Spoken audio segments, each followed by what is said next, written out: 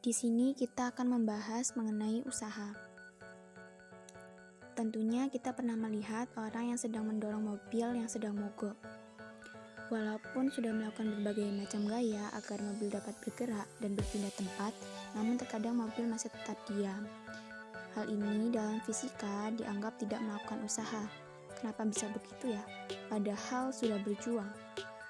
Untuk itu, tonton videonya sampai habis ya dan menemukan jawabannya. Tahukah kalian apa itu usaha? Jadi, usaha dalam fisika dikatakan besarnya gaya yang bekerja pada suatu benda, sehingga benda tersebut mengalami perpindahan. Video di awal dikatakan tidak ada usaha karena mobil tidak berpindah.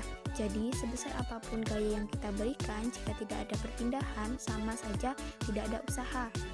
Atau usaha sama dengan nol. Jadi di sini teman-teman paham ya apa itu usaha?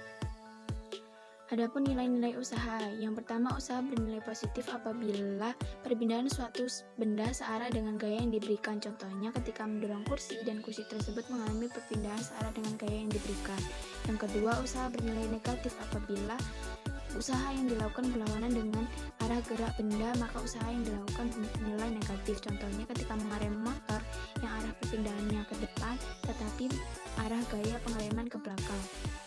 Usaha bernilai nol apabila gaya yang bekerja tidak menyebabkan terjadinya perpindahan.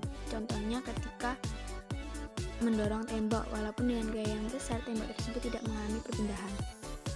Apa pengaruh gaya terhadap usaha? Untuk hal itu, mari kita praktek.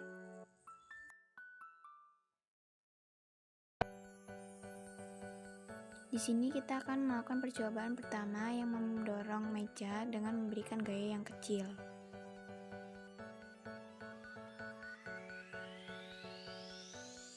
Percobaan yang kedua mendorong meja dengan memberikan gaya yang lebih besar.